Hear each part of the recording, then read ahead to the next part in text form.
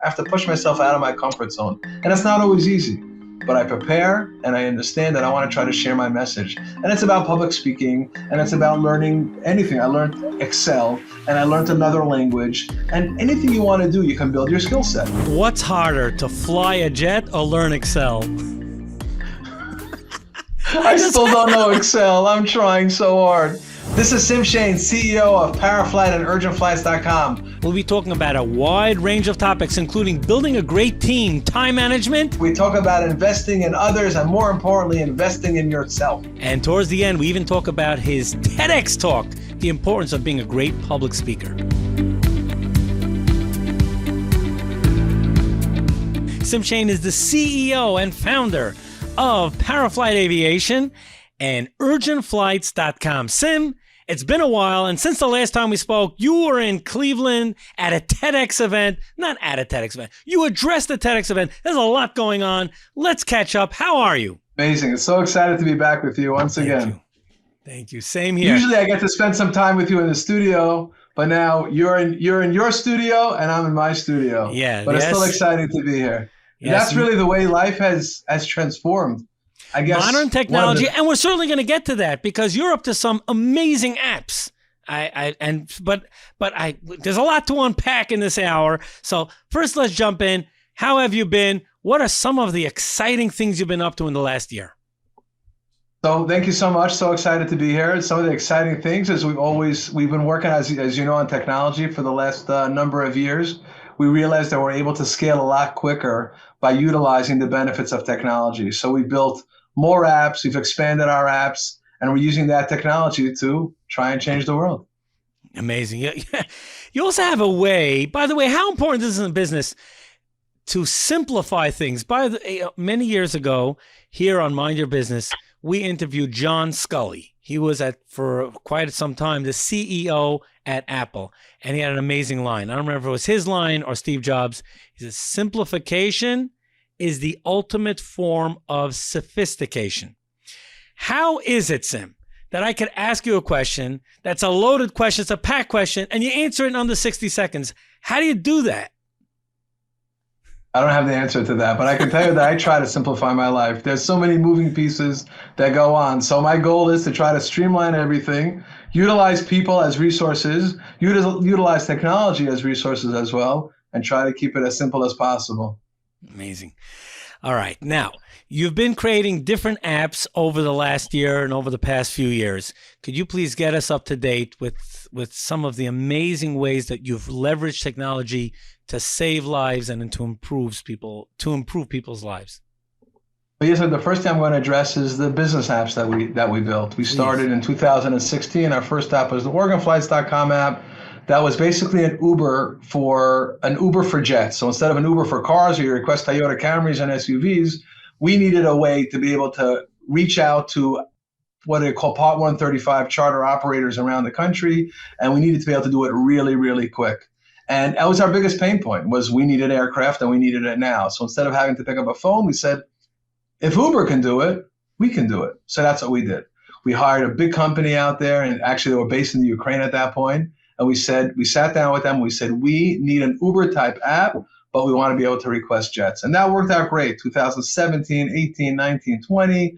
And then of course, COVID hit. And then we started getting other requests for different types of air transport that we needed. It wasn't just for organs, it was for mechanical recoveries, and it was for business emergencies and family emergencies. And we said, why don't we just leverage that same technology and just build another platform?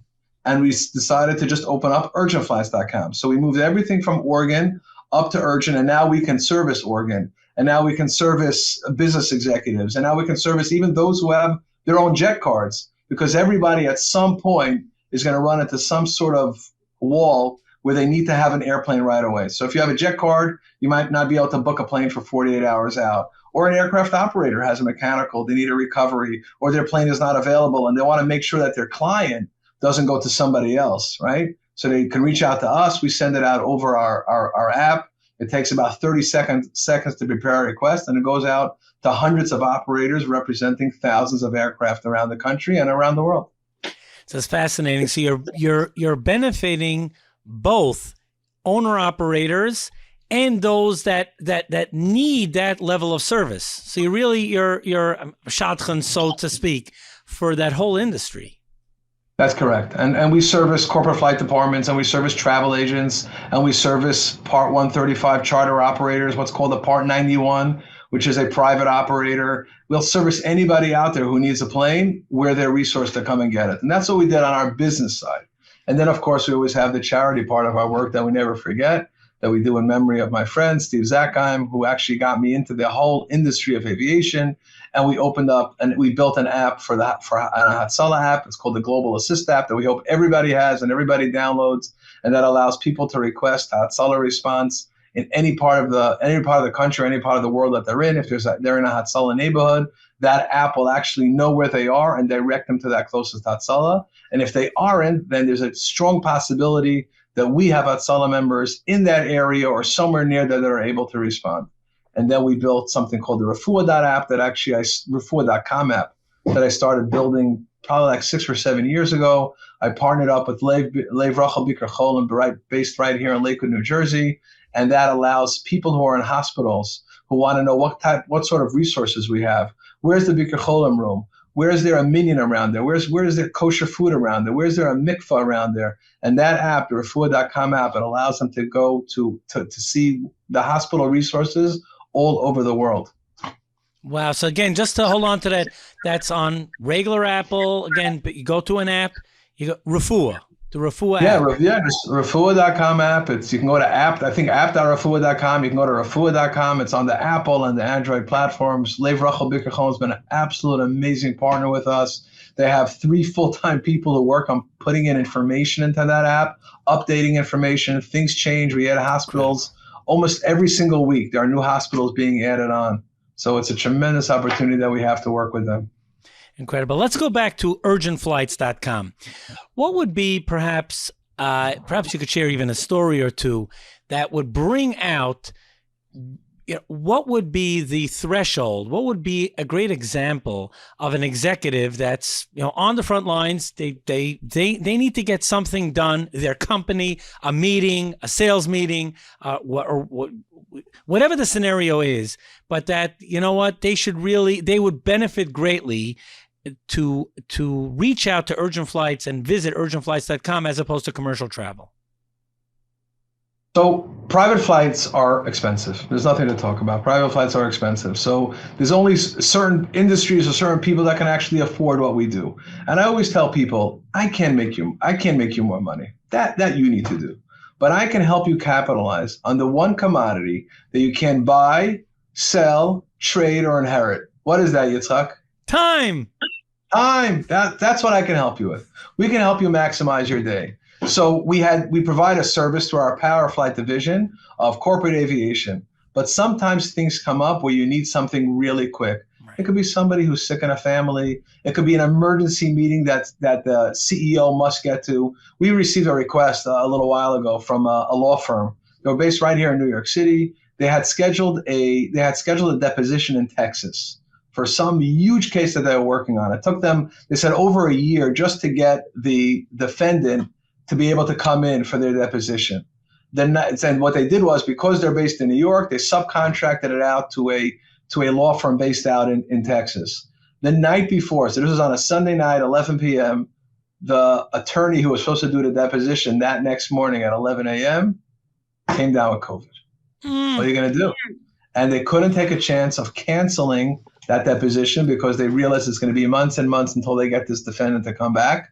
So they chartered a private aircraft. We took off at 6 o'clock in the morning. We landed them because Texas is actually on Central Time, an hour behind us. They landed just around 9 or 9:30 and 11 o'clock. And that's what helped them save that case. So these are the things that we do. We've had people who call us when unfortunately family members are very, very sick and they just don't have that ability. They don't have the time to wait, to drive an hour to a local airport, wait an hour and a half before your flight and hope and pray that plane takes off. So we're a source for them when they're in that tight bind to be able to help them out.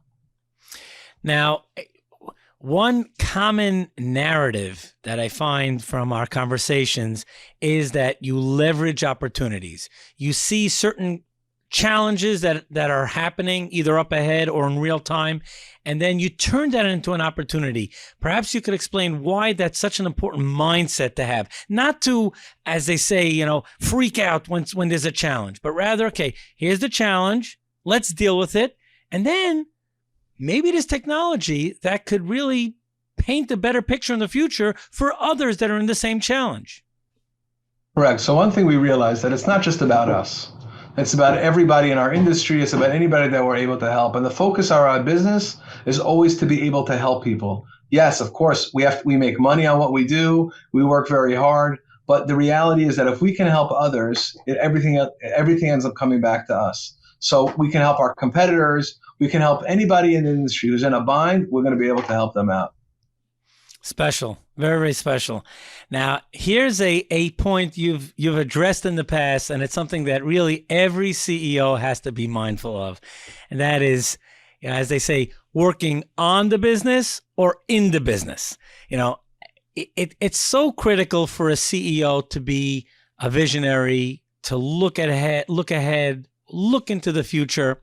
However, many, kind of get mired in the day-to-day operations.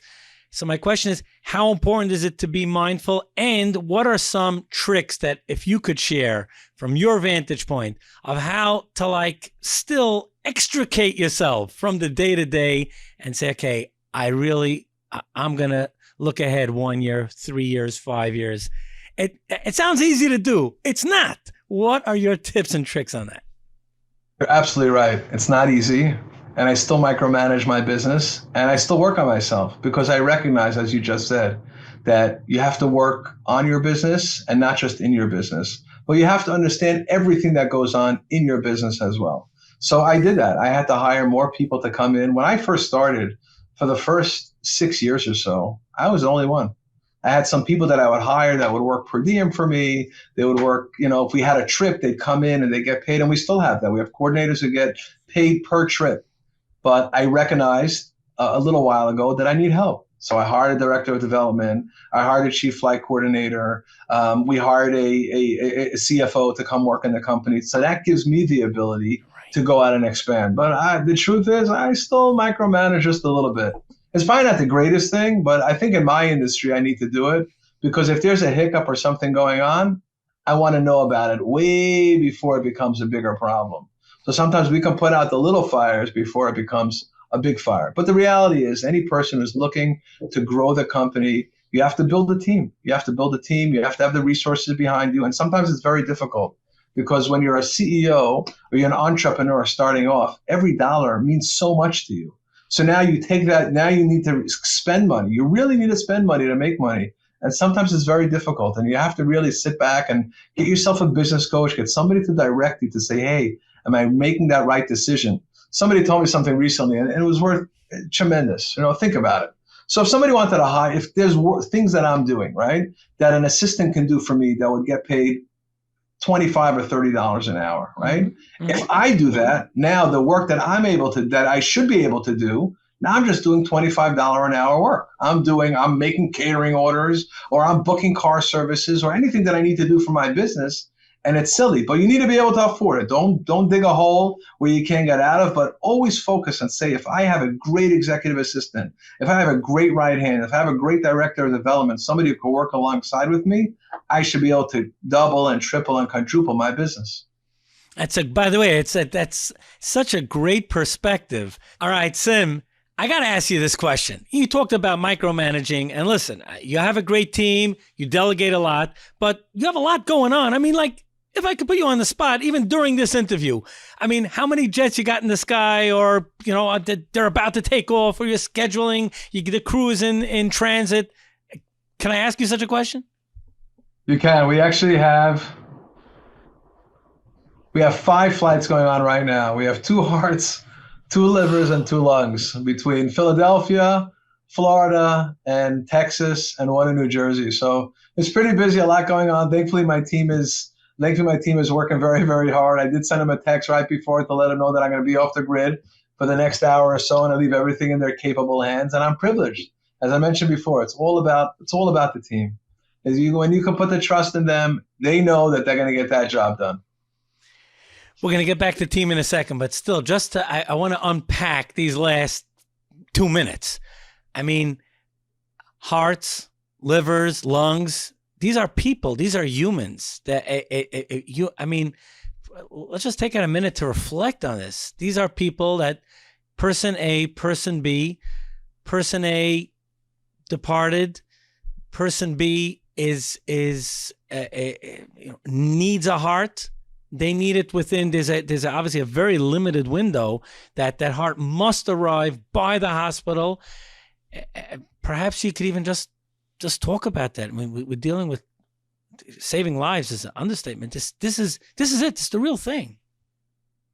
Yeah, it's definitely a bittersweet business, because on one side, on the donor side, somebody passed. Their life is complete. And on the other side, somebody gets a new lease on life. And there are so many moving parts that need to make that happen. We're just a small part of it, believe it or not. We're just the transportation. But there are teams. You're talking about dozens of people that work on each side, on the donor side and the recipient side. And sometimes it's a local recovery where you're able to drive there, but most of the times it ends up becoming a flight. And it could be anywhere from 45 minutes up to about 2 hours and 45 minutes generally is what we do, because as you mentioned before, the heart and the lungs only have a limited amount of time that it can be out. The livers too, but the livers can be a little longer. But when you're dealing with 4 hours, it means from when that heart, what they call cross clamp, when that life ends for one, they have only about 4 hours to get that to the next destination, and it has to be transplanted then. So while there's a surgery going on the donor side, there's a surgery going on the recipient side. The recipient is being placed on ECMO, which is a heart-lung machine, as their heart that doesn't work well is being removed in their lungs, and another one is being transplanted. So it's very, very bittersweet. And sometimes things don't always work out as planned. Sometimes something happens to the donor or the recipient, or a recipient is just waiting to get that heart, and something happens on the donor side and they can get it. There are a lot of ups and there are a lot of downs and a lot of challenges. And it's just amazing that we're able to play just a small part in this mission of saving lives. That's very humble of you to say small part. A small but critical, very, very critical part. Before you mention about teams, I mean, you know, how much could be said about it, and whatever is said is just not enough. But perhaps you can elaborate it, especially in what you do. Like you had mentioned, there are pilots, there's a flight, and then there are teams before it even gets, let's say even you're dealing with an organ. There's so many people involved. And then you have your team that has to orchestrate and organize that window of opportunity, that 1, 2, 3 hours from when they're in touch with you, and then from car auto transportation, and then from air transport, and then back to auto transportation, getting to the hospital. You know, talk about the team. Talk about the role of the team. So what our flight coordinators have there's so many different moving parts. So understand a request comes in, right? A request comes in to say that there's going to be an operating room set up for 4 hours or 6 hours or 8 hours from now. We have to source aircraft. We have to find out who the passengers are going. Sometimes there are weight issues. That means we have to calculate the weight of the passengers, the weight of the equipment that's coming along. We have to calculate the flight times and how much time the actual pilots have in their day. As we've mentioned, I believe in past shows, that pilots are only allowed to work 14 hours. We have a trip that's actually going on right now, just so you know, and we're going to talk about it, okay? We have a trip that's going on in a procurement that's going to take place in Florida. The team is flying out of Philadelphia. The aircraft is coming from Pittsburgh, okay? Keep in mind, 14 hours, okay? So the plane, they have to activate two pilots, okay? 2 hours is their prep time for that. Now they have to reposition into Philadelphia. They have to pick up that team. Our team takes care of booking the aircraft, setting up catering for them. Now they have to fly to Florida. That trip to Florida is about 2.5 hours. Then from there, we have to calculate the drive time to that donor center. From the donor center, now they have a 4 to 5 or 6 hour operating room. They have to procure that heart. After that heart gets picked up, it's actually being dropped off in Fort Lauderdale, Florida. So the plane has to fly to Fort Lauderdale. Keep in mind the team is going to order fresh catering for them. They've been out for now 4 hours sitting on a procurement. They have to fly that team to Fort Lauderdale. The heart is going to be dropped off at some hospital, I think about 30 minutes away from there. And then they have to fly back. And we have to do that all within that 14-hour window. Now, there are sometimes there can be delays, and it's very possible there will be a delay. And if there is a delay, we have to figure out how to get another plane or another set of pilots to come out and get them. Those are the moving pieces that our teams have to take care of, and they watch that clock every single step of the way. But those are the challenges in transplant. That's what it is. If, as the expression goes, if it only were a game, like a type of thing, like, Right. This clock management and this moving parts. But, if a person, as when we grew up, with the arcades, you could always just put in another quarter and I'll play the game again if it didn't work out. Here, this is life. This is not a game. There's no joking matter. This is real.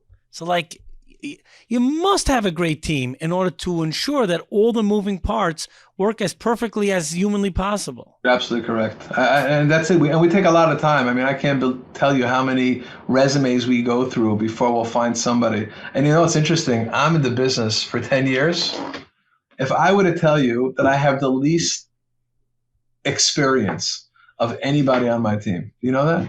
I would not believe that. I know you just said it on the show. I still find that hard to believe. I will tell you that on our team, I have the least amount of actual experience. That means you want years in the industry, there's nobody less than 10 years in the industry. We have somebody who has 10 years. We have somebody who has 20 years. He's a commercial pilot as well. Wow. He's 20 years in the business. And we have one coordinator who's in the business she's actually our chief flight coordinator. She's in the business for over 30 years in this industry.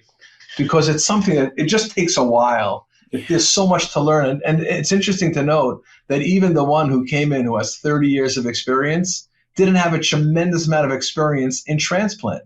So they all get educated to learn that part. So they're able to take care of the corporate aviation and everything else like that. And we train them. We're training them all in the transplant part because that's a whole unique niche of this industry where everything has to happen very, very, very, very quickly. Now, Sim, this is an interesting question, and it also goes back to your core beliefs, and that is the importance of investing in others. That's great. And investing in others, that's very, very special. But at the same time, in order to grow, you have to invest in yourself too.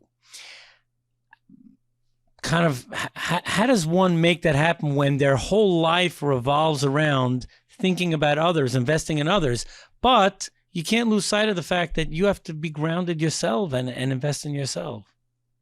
Right. So I talk to people always, and I say the one thing that nobody can ever take away from you is what you invest in yourself. So even if somebody goes from one job to another job or one industry to another industry, the skill set that you develop, nobody can ever take away from you. And that creates a tremendous sense of value. I've mentioned this in past shows.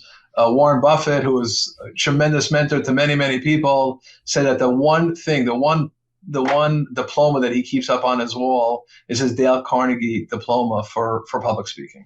But there are many things that you can do. And I did that myself, by the way. As I mentioned, if you would just go back a mere 10 or 12 years, there is nothing that you could have done that would ever have gotten me to be on your show. There's nothing. I would have never done it. By my son's bar mitzvah, I got up there. I actually hired a speechwriter. I drank a lot of alcohol, and I read it right off a sheet. And I said, this is terrible. How am I going to run a business if I can't get up there and speak? And I took a course. I took a friend of mine, and I took a public speaking course. And I'll be honest with you, a public speaking course doesn't make you a public speaker. Public speaking course gives you some tools to say, this is what I'm going to do. And what I had said then, and here's a confession, was that after I finished my course, that anyone who asked me to speak, as long as I have that time to prepare, I will get up and speak. And I've spoken in front of schools, and I've spoken at dinners, and I've spoken at conventions, and I've spoken at seminars, you name it, as long as they give me the time. And I have to push myself. I have to push myself out of my comfort zone. And it's not always easy. But I prepare, and I understand that I want to try to share my message. And it's about public speaking, and it's about learning anything. I learned Excel, and I learned another language. And anything you want to do, you can build your skill set. I started doing my calendar. My calendar is part of my skill set. And everyone who comes in here, who comes into our business knows that everything gets placed into my calendar. If you want to set a meeting with me, I say no problem. I check my calendar and then I ask them to please place it in my calendar. Everything in our business. When we book an aircraft for our corporate clients, we put it in their calendar so that they can take, so it alerts them that there's a flight that they're going on that's in their calendar. So that's something, it's a skill set that we have, and we really try to say invest in ourselves, because when we invest in ourselves, we end up investing in others as well. Now, Sim, I got to put you on the spot here and ask a rather interesting question. What's harder, to fly a jet or learn Excel? I still don't know Excel. I'm trying so hard, but it's great. That's a great question. Okay. Can I tell you a fascinating story? Is that okay? It's going to take a couple minutes, but I think it's one of the greatest stories. And I'm going to throw a couple of my friends under the bus for this one. Okay, you ready? Ready. I have a friend. His name is Kevin Frisch. Kevin Frisch is the CEO of a company called Bankwest. Mm-hmm. Bankwest is a very, very large credit card processing and technology company. Kevin told me this story like about a year and a half ago. I told him it's the greatest story ever.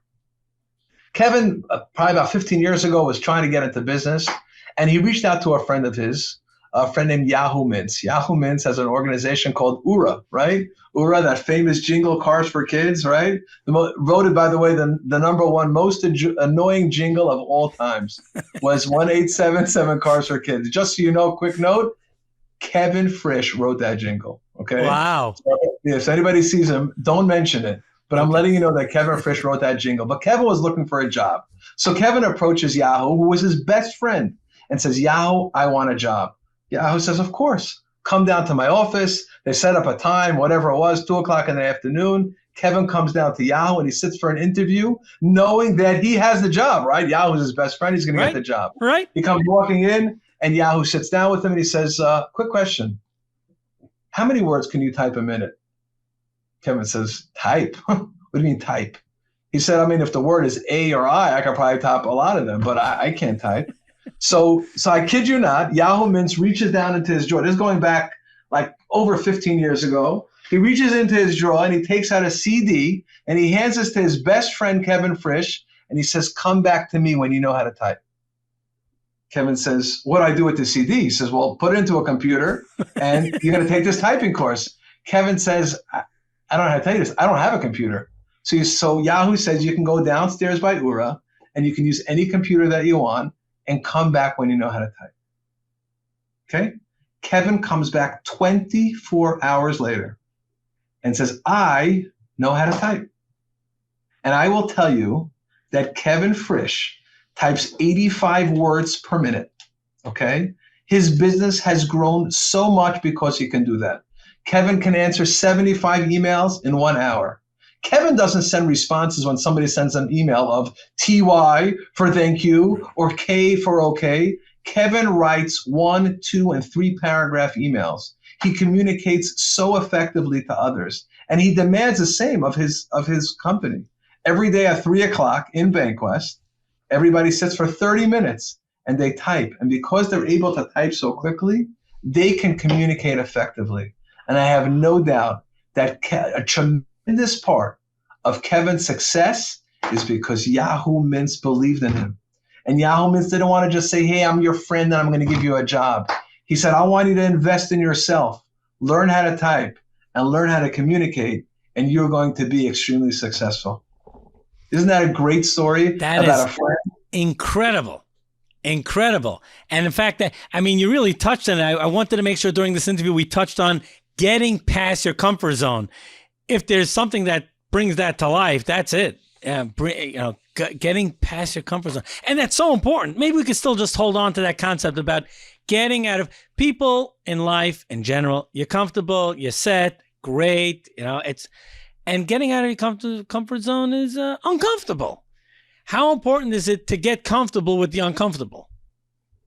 Well, there's actually many books that are written about that. And I'll tell you this, when I started my business, and that's why I got to spend so much time with Kevin Frisch. When I started my business back in 2014, 15, 16, I had zero income coming in. I had no money. And I had another friend, his name is Bernard Warman, who believed in me. He's the one who actually hired my business coach. He set me up with Kevin. He said, I want you to go down there. And Kevin taught me how to make cold calls. I would sit in his office and he would take out my phone and he would say, start calling them, start calling them. And it was frustrating because I needed to be able to supplement my business. So he said, why don't you sell credit card processing? And I did. And for 6 months, I didn't make one penny. And I worked and I worked. And Kevin said, you're planting seeds. Don't forget, it takes time. You're planting seeds. You're watering it. One day you're going to thank me for it. And I thank him every single month because until this day, 8 years later, I still get a monthly check from that business. And every once in a while, I get a new account that comes in. But those are from there. I will tell you, I make what would be considered a very nice living just from that check that I get every single month because Kevin believed in me too. But he made me get past my comfort zone. He gave me a book. It was called Go for the No. That's what it is. Don't get embarrassed and don't get insulted if somebody tells you no. Such an important mindset. Right. No, because we get insulted. You know who doesn't get insulted? Israelis. Yeah, Israelis. They just You ever go to an airport? You ever go to a mall and they somehow convince you that you should buy these creams from the Dead Sea and everything else? And they don't care. It's like, no, I don't want that. Like, no, you don't understand. You have bags under your eyes. You want to look sleepy all day long? You want wrinkles? Oh, it's okay. If you want wrinkles, no problem. You're like, no, I don't want it. And you know what happens? We swipe our credit card and we buy it because they couldn't care less and they're not insulted if you tell them no. And I've reached out to some of my best friends thinking, of course, they're going to sign up with me, whether it's credit card processing or and they don't. Just go for that no, because every no that you go for just gets you a little closer to the yes. Wow. Now, Sim, actually, it was probably around a year ago from this interview. You were interviewed. You were on the stage, not interviewed. You were on the stage at TedX. I believe it was around 40 minutes from Cleveland, Ohio, on a Erev Shabbos. I remember because you just made it there for Shabbos after your presentation in, was it Beechwood or somewhere along the 271. Could you talk about that experience and the preparation that goes into giving a TEDx? Yeah, so I was actually approached, I guess about a year and a half ago by the TED or TEDx platform saying that they wanted me to share my message. They had seen me on various shows, including yours. Thank you. And they said that they believe I have a message that I can share with others. I knew nothing about the TEDx platform. All I knew is that they let me know that about 4 weeks from that day, I was invited to a platform that would be able to address my purpose, be able to address the topic of what I believe of the message that I can share with others in what was called How to Uncover Your Purpose in Life's Darkest Moments. So they told me that I have to go to a place called Mayfield, Ohio. And as I mentioned before, my comfort zone, and sometimes you want to say no, and it's so easy to say no. My mentor, Steve Zackheim, would always tell me, it's so easy to say no. Find a reason to say yes. And they invited me to come down. It was a Friday afternoon at 7 p.m. I was like, okay, that's my way out. I said, it's Friday. There's no way I can come at 7 o'clock, but I checked at what time sunset was. Sunset that night was at 8:24. We calculated the timing, and I said, if I'm the first to speak, I might be able to get out. I might be able to get out on time. But now I had 4 weeks to prepare. I will tell you that they suggest that you allocate at least 3 to 6 months to prepare for a TEDx talk. But I didn't have that time. So I had to draft a speech. So I went online and I Googled to find somebody who can help me prepare a TEDx talk. And I got there. We had our first session set up, and we did a Zoom session, and the person got on the other side and said, okay, start your speech. I said, I don't have a speech. Aren't you going to write the speech? He says, no, you have to write your speech. So I said, I'll be back to you in 2 weeks. And I took 2 weeks and I wrote my speech. And the interesting thing about the TED platform is they stopped this 6 years ago. There's no teleprompters.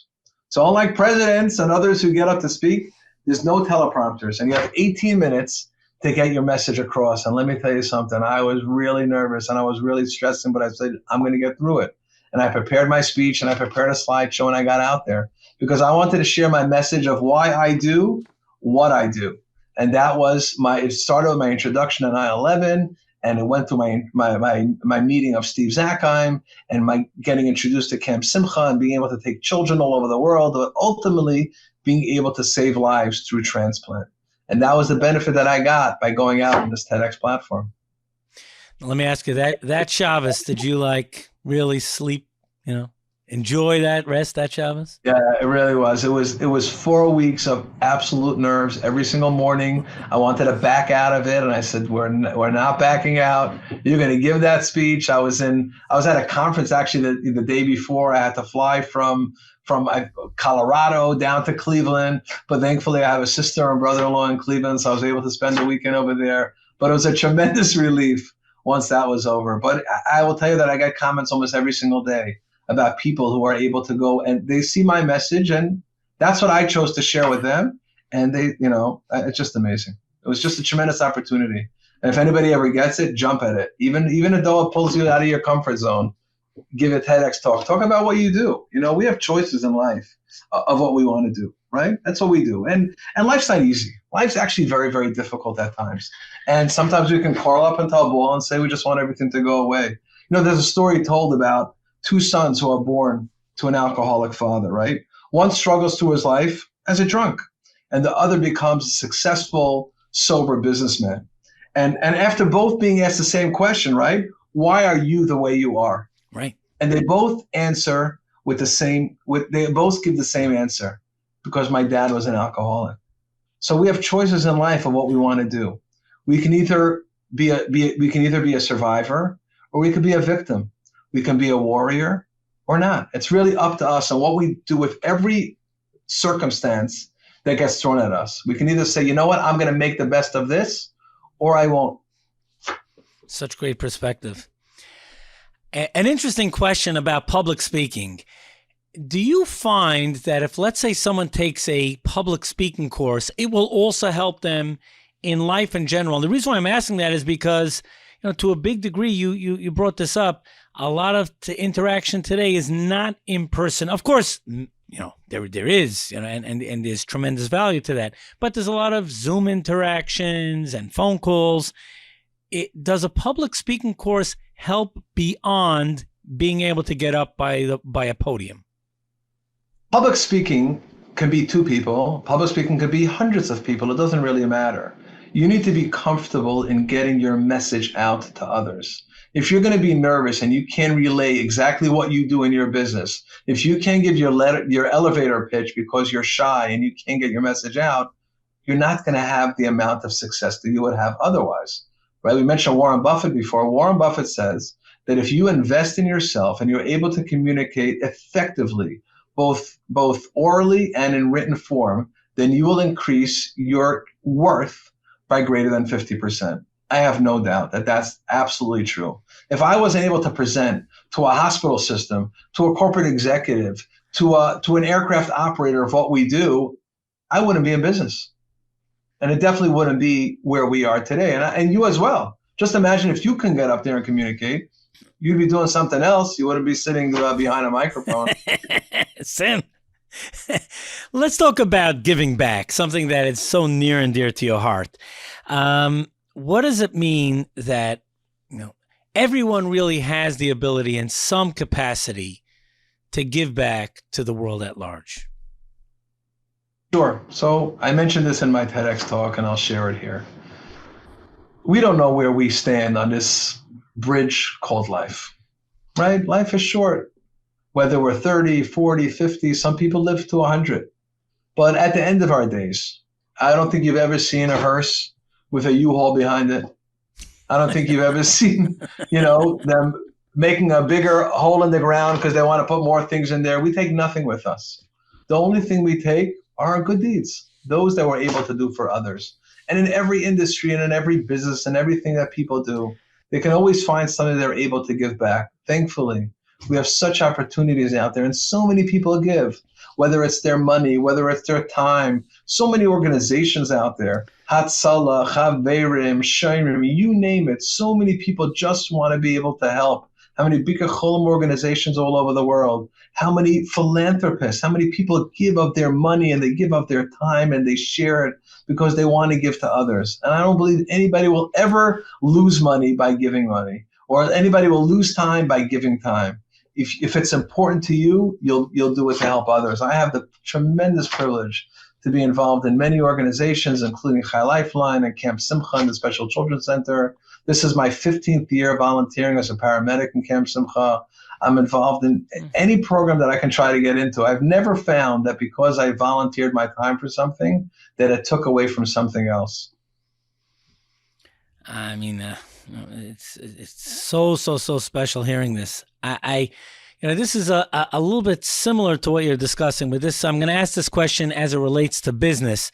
It could even be that you mentioned this on the stage at TedX. Quote, take care of clients and they will take care of you. Yeah, so I didn't mention it at TEDx, at least I don't remember that in the speech, but that's the absolute truth. I'm a basic guy. Basic, occasional double. Does a home run come in once in a while? Absolutely. Our clients appreciate transparency. Our clients appreciate honesty. They say the best lie is the truth, right? And there are many challenges in every industry, in every business that we have. But when you're straight up with your clients and you put all your cards down on the table and you show them, hi, we're here for you. We're here to support you. And sometimes there are hiccups in every industry, and there's definitely hiccups in the aviation industry, whether it's a delay or whether it's weather or whether it's mechanical. Some things are in our control. Most things are not in our control. But if you put your cards down, you say, hey, just know that I'm here for you. I will tell you that most of the trips that we have, that we set up for others, is we will have coordinators sitting there. I myself, I'll be up at 5 o'clock in the morning, at 9 o'clock in the morning. I'm at airports. I travel all over the place because I want to let our clients know that we're there for you. We're there to support you, and we appreciate you as a client. That's the most important thing. I believe it's not always about price. I think most of the times it's not about price. They want to know that you're committed to them. They want to know that you're loyal to them, both on our clients and our vendors. We thank every single person after a trip. Every time an invoice goes out to a client, there's a thank you for allowing us to provide services to you. We thank the vendors who we're sending sometimes very, very large wires to, large payments. We say thank you so much for taking the trip, because we recognize that we need every single part of the business to work seamlessly in order for everybody to be able to work together. Now, Sim, there's a big question here. Let's talk big picture end game. You usually tell clients to tell you where they want to go, not which airport.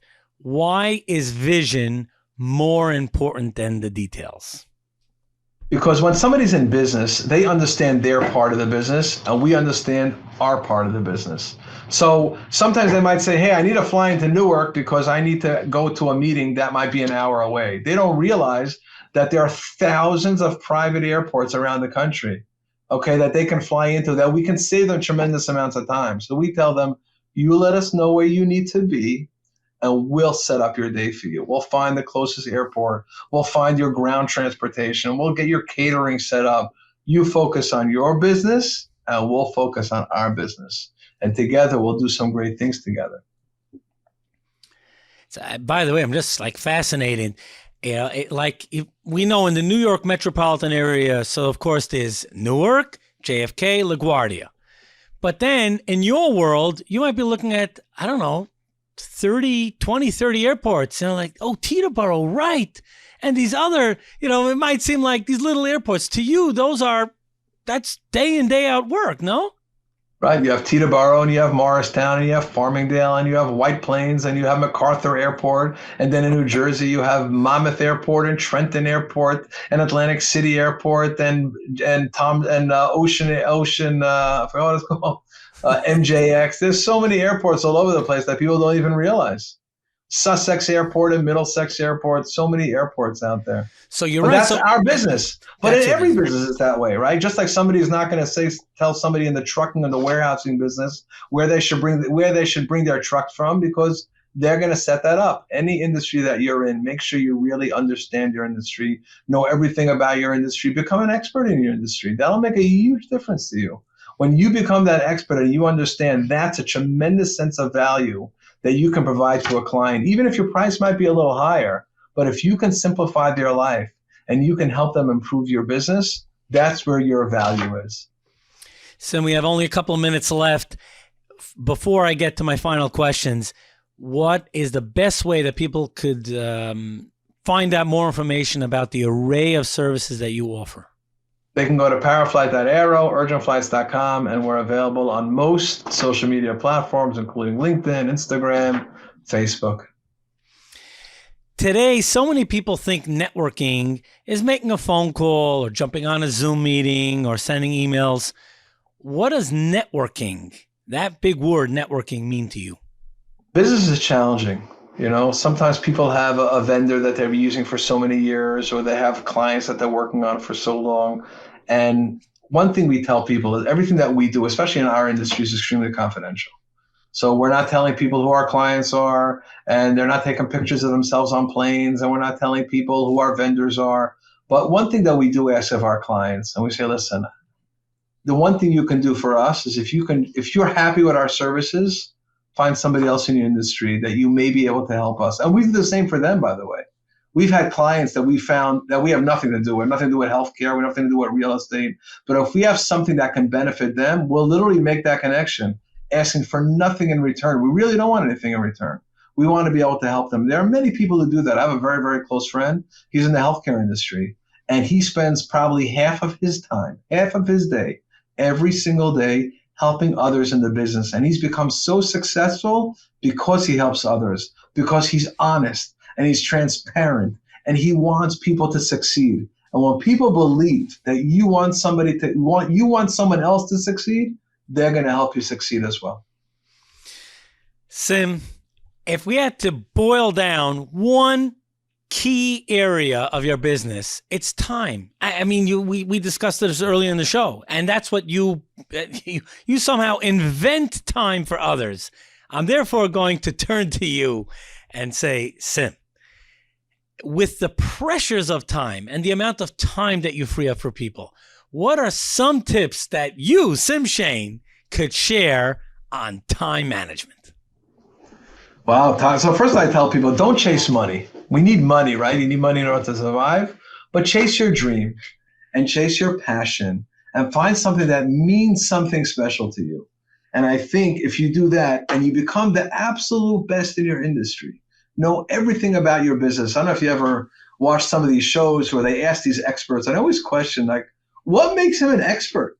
Right. What makes somebody an expert? Right. And I think what makes somebody an expert is somebody who not only believes in their craft, but somebody who hones their craft and know everything about that. Then when you speak to them, you're like, wow, they're an expert. There's no expert course that you can take. But if you hone your craft and you believe in yourself and you're prepared to go out and share that message with others, then people will believe in you and you'll be able to continue to do that. That's what I try to do. I invest in myself, I believe in myself, and I share our message with others. A very, very special thank you to Sim Shain, CEO of ParaFlight. What's the website? ParaFlight.aero, ParaFlight.aero. CEO and founder of ParaFlight Aviation and UrgentFlights.com for sharing some incredible perspective here on this edition of Mind Your Business. Thank you, Sim. Thank you. Pleasure being here, Yitzchok. As always.